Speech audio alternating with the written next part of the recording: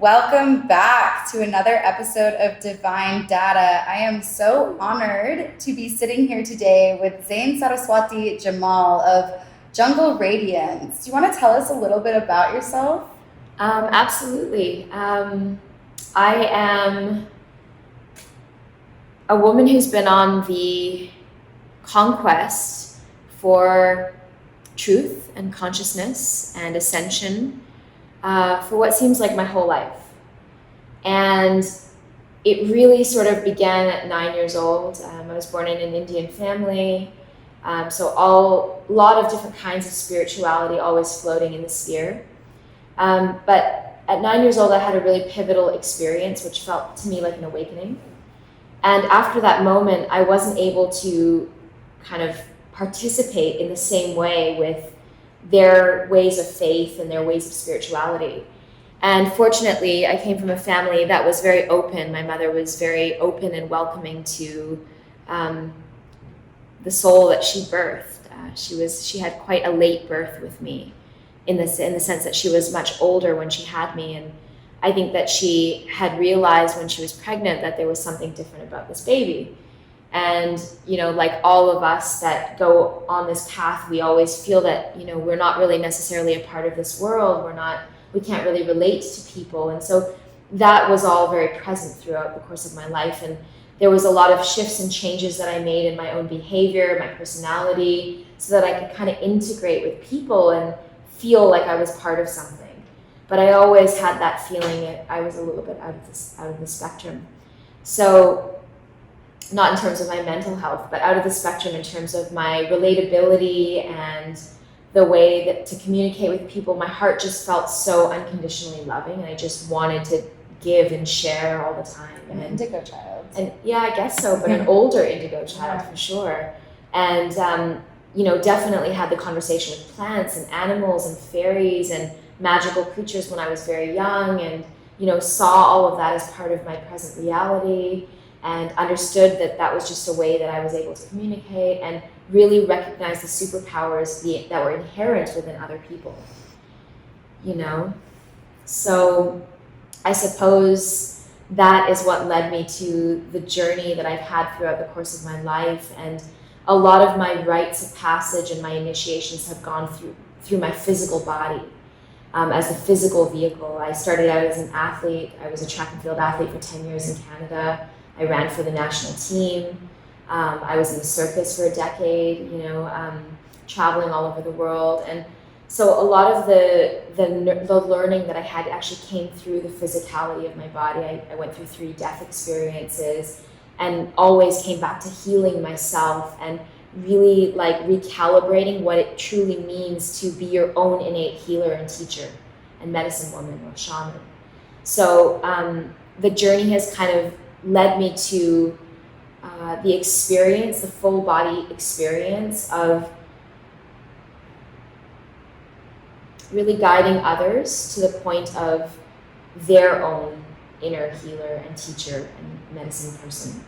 And I learned the most primordial parts of that in the jungle while I was on my own sojourns, my own journeys in the wild, in the middle of nowhere with no people, with minimal belongings, and facing my fears and sitting with medicine. And it was during these times when I received some pretty powerful downloads that are very simple and very direct and approachable. So yeah, do you want to share a little bit about the processes? I have experienced her magic. When we first met, she offered me a taste of her medicine, essentially. And we sat together at the beach. I experienced one of her processes. It helped me break through barriers that I had known were there for years, in a matter of 7 to 10 minutes. Yeah, super quick. Super quick. Do you want to explain a little bit about your processes? I suppose, yeah. So the ascension work, the radiant ascension processes have been kind of a culmination, like many things in my life. I've been a yogi all my life, but the practice that I teach and experience in my own body now is a culmination of so many different things, all of the energetic work, all of the meditation work, and it's all weaved into what really aligns with me as a being that's shifting in my own cellular structure, my own DNA structure, my own brainwave patterning. So prior to the receiving of these downloads that I received in the jungle, I was on this path of self-discovery and consciousness and awakening and ascension.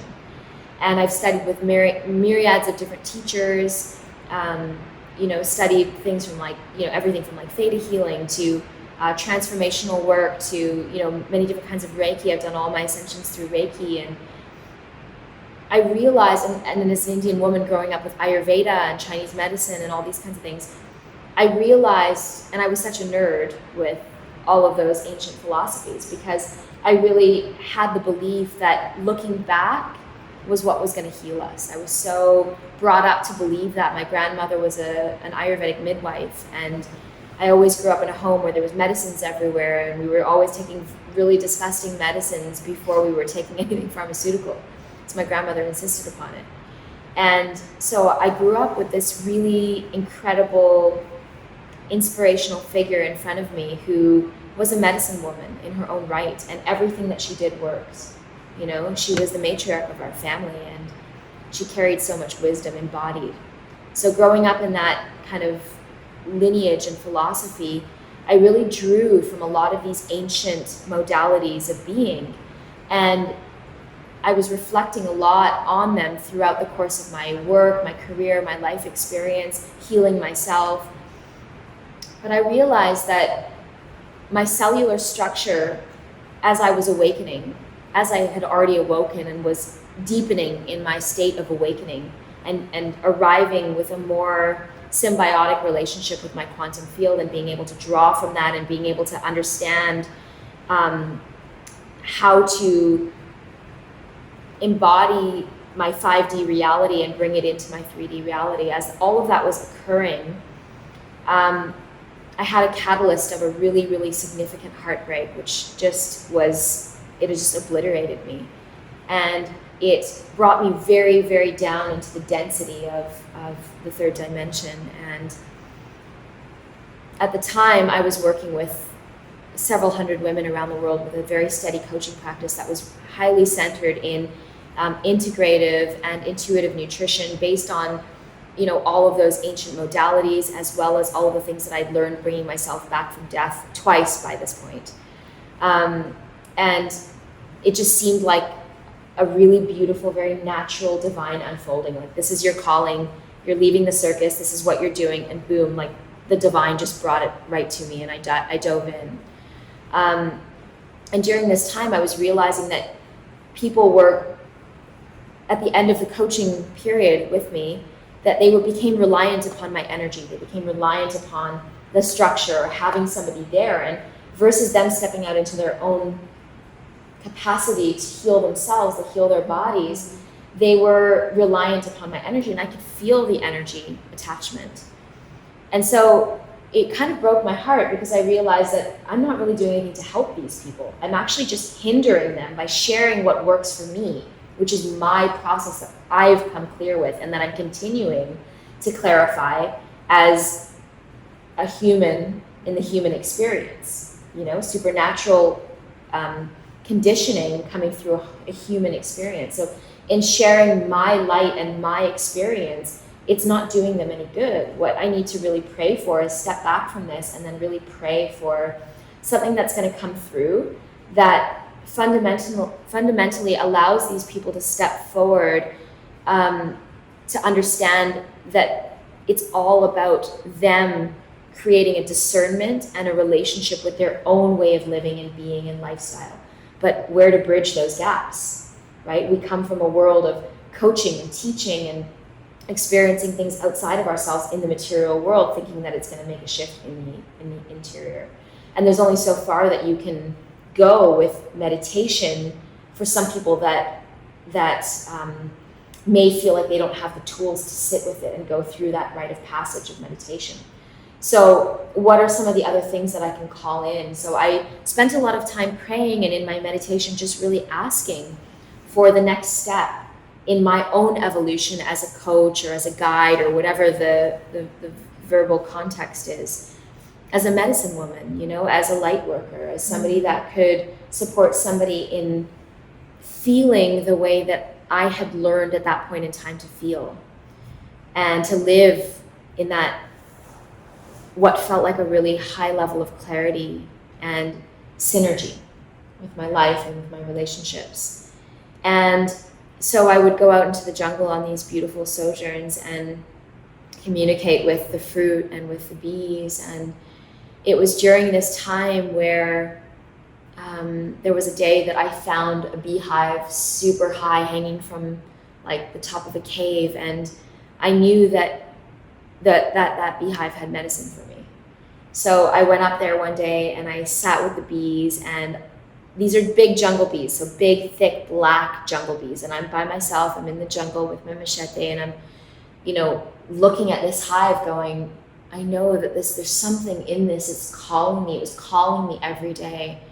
And so I went over to explore the hive one day, and there's all these big jungle bees, and if I come anywhere near that, there's going to be bees all over my arm. And so I sat and I felt the calling to pray, to meditate,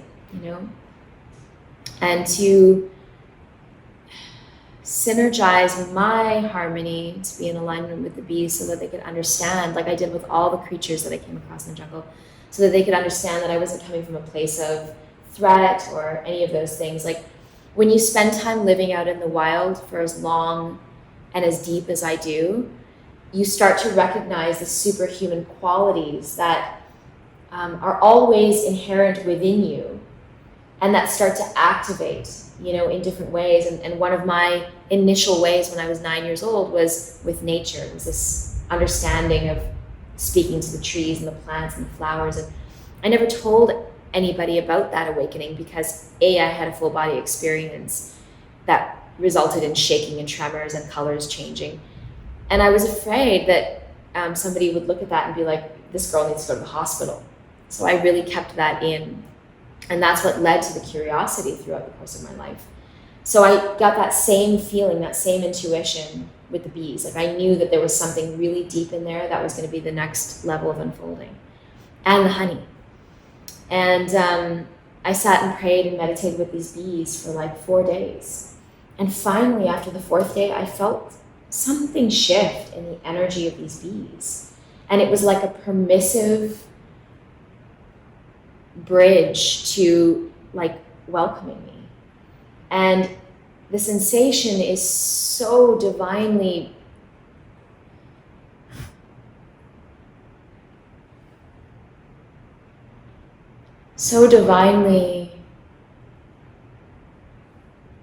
unconditionally loving, that you just know it's the truth, that you just know it's the way, that you just know it's the path.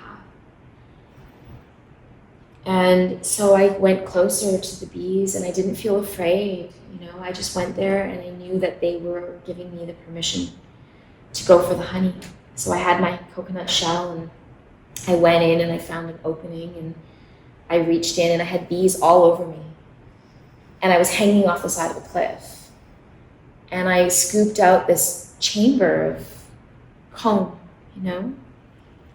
And as I was doing this, I pulled my arm back and I was watching these bees, and I realized that every single thing that they did was coming from unconditional love. They were unconditional love.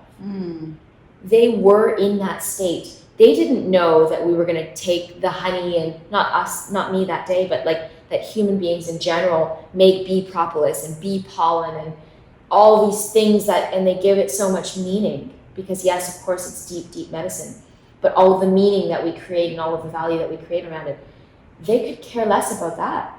They're just operating from pure unconditional love. They're pollinating from pure unconditional love. That's what drives it. And that's why the medicine is so profound. And that's why the communication in it is so precise and on point. And so when I got that full body realization, it was like some new codes had entered my being, and I was recalibrated in a very different way. And my cellular structure became receptive to something of an inherent realization that I have touched many, many times in meditation and prayer, in plant medicine ceremony, in all of the ways. But it was something different. It was like a very subtle feeling of, like, I always envision, I don't know if you're too young for this, but there was this video game when I was growing up. It was called The Legend of Zelda. I know The Legend of Zelda. Okay, thank God. Thank God you know it. Okay, so The Legend of Zelda had this little guy, Link, and he was running through the Nintendo sphere of, like, Zelda world, and it was so mystical and magical, and he was an elf, and it was so cool. And when he would be affected negatively or impacted negatively, his hearts would go down. So there'd be 3 hearts at the top of the screen, and the blood would kind of run thin on the hearts. And you would go into these caves, and then you would all of a sudden encounter, like, a potion that he could drink, and it would fill the hearts up again. So that's kind of what it felt like. It wasn't that there was a depletion per se. It was that there was a filling of a different alchemical response within me that allowed me and craved for me to sit there with those bees for an extended period of time. So I sat, and that's when the Radiant Ascension process came through, and it was a culmination of what I knew and what I was taught, and a trajectory of ascension through the unconditional love of the bees and what came through, and that sweetness. And you found that bridge that you've been looking for, the bridge. Yes, bridge thank gap. you for bringing that back. Yeah, Yes. it was that exact bridge. So it was everything that I'd been looking for and seeking, and I went back into my reality with a lot of gusto, and what came to me in that time was, instead of working with so many people around the world where I was giving so much of my energy and it was very discordant, I wanted to focus on just a few individuals that I could really just put my life force into. But I, like most light workers, have this mission of, we want to change the world, right? How do we help everybody? How do we help everybody? And I felt so full of this information. I knew how impactful it was going to be, like you experienced. So what came through was to work with female artists that were shifting consciousness on a massive scale through their art. So I started working with super famous women that were world famous, revolutionary women that were shifting consciousness on a massive scale through their life's work. So whether it would be through their music, like world famous musicians, actors, media people, things like that, that were extremely famous and extremely had a huge reach, but you could feel by listening to the music or watching that there was a lot of things that still were keeping them from their deepest essence of truth. So they were creating from a place of wound. And when you do these Radiant Ascension work with these people, that clears the smoke from the mirror. And so they can see, they have a direct experience of their own truth. It's not like Reiki or Theta healing or any of these other very powerful modalities where that were created before the big shift in 2012 when we had a huge initial awakening. But this modality came to me after the shift, and it wasn't like I'm doing something to you. Like, it's not like Reiki where I'm doing something to you, or like a different kind of healing modality. It was the person doing it themselves. And I learned it exactly the way the bees taught me and the way that I embodied. I give that exact same structure to the other person so that they're doing their own healing and they're receiving a full, complete download of their own experience. So a lot of people have coined it as like, it feels like DMT without the DMT. So it's like a straight through the middle. Yeah, you got some powerful medicine, Mama. Well, it's also mind's own. Yeah, yes, and you're unlocking hold. And you're unlocking everyone else's potent, powerful medicine as well. And it's like, what I hear is that a lot of it, and what I experienced is that it's, yes, you're a vessel allowing us to see that, but you're also allowing us to remember that we don't have to externalize our power, that we have everything within. You're just that reminder, like that bridge. You are bridging that gap for us. You are feeding us our own medicine in essence, because that's what a true healer is. You can't walk around and say, I healed them and I healed them. No, we heal ourselves. And it's just like the pivot, right? Yeah. Shift. For sure. It's really magical stuff. And I gotta say, I wish I had some of that honey that you were eating because that sounds incredible too. And I actually do work a lot with, it's funny that you brought that up because that was kind of another thing that we wanted to unfold into is during this time, it became very clear to me that I communicate deeply still, since I was a little girl, with the plants and the animals and the fairy kingdoms and all of those kinds of things. And you were calling yourself the fruit whisperer? Yeah, so fruit whispering is something that has really come through in the last couple of years. So just after I started working with all these people, you know, my coaching business was just taking off and I was really focused in on these people. And I had another just a complete major life collapse. Like this is when the heartbreak hit. And it was such a traumatic experience to go through all of that when I was just at a point in my life where I was like gearing. I was like creating content on like 10 million things a day because I was so inspired and I had such traction and I was in a great place with my physical being. I felt very clear. And then this whole thing happened. And it took me 4 years to kind of just like sit and heal and release from that. It was such a big experience for me. Another groundbreaking experience that added so much to the plethora of tools and offerings that I'm able to share as a light worker in the field. So just when I thought I'm ready, actually I was schooled again, and for the 100th millionth time in my life. That's the journey, yeah. As healers and flux always, right? always and it's going always through the hero's perfect. journey. Total. Cyclical. And it's always perfect. And so what I realized, it all culminated in me actually dying for 6 days. And that happened not very long ago. And bringing myself back to life for the most, what feels like the final time I have to go through that initiation. Bringing myself back to life, exactly listening to what the fruit was explaining to me, what the bees, and healing myself through my own radiant ascension practice, through my own radiant ascension movement practice, like my radiant ascension flow, which involves like elemental dancing, like fire dancing, it involves wind dancing, it involves really beautiful climbing in the jungle, so many beautiful modalities that include yoga and energy work and that have kind of crafted towards this way that I move my own body. Which is why I've stepped away from yoga teaching for such a number of years. I used to teach at all the festivals and on Gaia and all that kind of stuff, and sort of took a big break from all the things to recapitulate and recalibrate what it is today that has allowed me to step forward and be the only person that's ever healed from this rare illness without medication and without a transplant. So the fruit has a lot to do with that. And receiving this information of simplicity and the codes that being out in the wild and sitting and praying to a fruit tree and waiting for this fruit to fall in your lap and just feasting on it for days until your body's like, I've received all my codes. And then recognizing how simple it is, how the healing journey can be so simple and direct.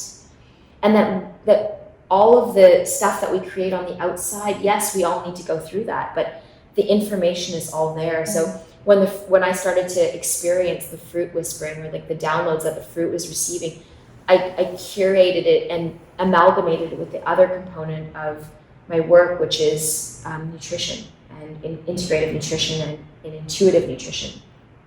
And I've created, like if people know my work, I've always been a recipe creator and curator for my own projects, big brands. I make meditative cakes.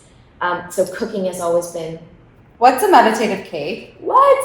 I didn't tell you this part? Okay, She never told me this. So meditative cakes are like I would say with the radiant ascension process and the cakes, it's kind of like my highest art, Wow. my highest offering. A meditation cake is a really special sacred prayer that is created in the form of a cake to celebrate somebody. And I usually take the person, I sit with them, I feel them, I meditate on them, on their energy for a few days. Sometimes it's 3 days, 4 days. and I start to receive very specific medicines, fruits, cacao, certain very specific things. Sometimes they don't, most of the time they don't even make sense, like at all, period. And the cakes come through in a download. I get a very clear vision of them. And then I go into the mode of like with prayer, with sacred geometry, with crystal, crafting this cake. And what's so beautiful about them, Samantha, is that they can never be recreated again. So they're the one-time download, meditation, prayer of that person, the celebration of that person in that moment with whoever they want to share it with. And it can never be, that moment can never be recreated again, the taste of what that is in a person. And oftentimes the person comes to me days later and they're like, what was in that cake? Because something has changed, something has shifted. And again, like the Radiant Ascension process is, I'm not the master of it. I'm just the clear channel that it's coming through. So this is how I feel with these two modalities, is how I speak to the divine. So fruit whispering is a big part of that, because most of the ingredients that I wild forage, I often prepare medicines for people in botany form, like in botanical medicines, or I'll use them in my recipes for food. So good. She also makes really incredible chocolate, raw chocolate that's pure medicine in and of itself. Oh, I'm going to miss that chocolate when I'm not around you, sister. I'm going to dream about it all the time. But I do. The chocolate journey has been a 12-year process in the making of working with, I do work a lot with psychedelic chocolate. I primarily work with mycelium, psilocybin, and I started making medicinal chocolates many years ago, and sort of working with ceremonial cacao or hand-harvested rainbow cacao that I would hand-harvest in the jungle, stone ground, and I would often add a lot of other superfoods and really beautiful things to it to make it alchemical and to make it really potent, and as a catalyst in the body. So sitting with the psilocybin and asking that particular strain of psilocybin, how do you want to be transmuted? And because of the chocolate, I guess the psilocybin can feel my energy with the chocolate, and knowing that that's a vehicle of heart opening, I would always get guided as to how to curate these chocolates to offer them. So that began in a very ceremonial way, and now I host retreats for people here in Costa Rica, where people can actually come and they can microdose for a few days and then do 2 macrodoses. And the retreats are absolutely magical because we do ascension processes every day, direct one-to-one ascension processes. It's crafted integrative nutrition where once that person has a direct experience of their own truth through the processes, we then sit together and we create, like say for example, they want to receive new downloads in their own life on how to move forward with nutrition, or how to move forward with lifestyle, or how to move forward in their career or abundance practices, or whatever it is that has been holding them back. And if people feel like they're already clear in their reality, like they already feel like their 5D reality and their 3D reality is very close at hand, and they're now stepping into a place of manifestation, we do manifestation work as well with the psilocybin. So it's a microdosing retreat, 2 macrodoses, and the processes are all targeted, like the Radiant Ascension process and the movement process is all targeted toward manifestation. amazing. So these are like how we're using the medicine and all of the tools, plant life, to support people in their own awakening. So beautiful. Super excited about this. She's so multifaceted. She's so talented. She's so beautiful inside and out. And I am just so grateful that I got to meet you and spend this time together, truly, sister. And I look forward to alchemizing, some real magic with you. And we're in the middle of the jungle. We've got a rainforest, rain coming down. The rain is coming down. So it's super beautiful purity, sending out the jungle radiance and the vibes, right?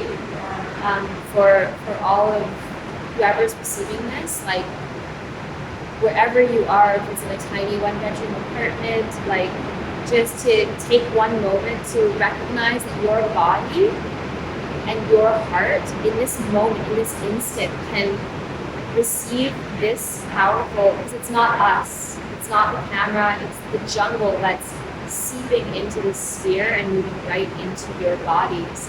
So whatever codes you need to receive, whatever wisdom is coming through in this moment for you, like really take this moment and feel this medicine. And it's all about acceptance, and it's all about receivership, and it's all about belief. So you can also say that this might not be true, and I don't believe it, and I don't believe that this energy can come to me. Or you can choose to believe it. And when I chose to believe in that moment with the bees, everything changed. And there was all these gifts that now I have the opportunity and the blessing and the honor to share with humanity. So please feel that and bring that into your life. And thank you, beautiful, sacred sister, for this work that you're doing. I see you, and you are bringing in some incredible souls and so much more share. So thank you for having me, for allowing me to be part of this. Absolutely. Thank you, Zain. Thank you so much. I love you so much. And I'll see you again. Yeah, for sure. Give me a hug.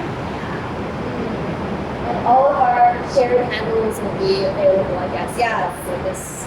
I'll share websites and Instagram names and all the things in the episode description. Subscribe, share, hit the notification button, and watch out for this sister. She's on fire. Ooh.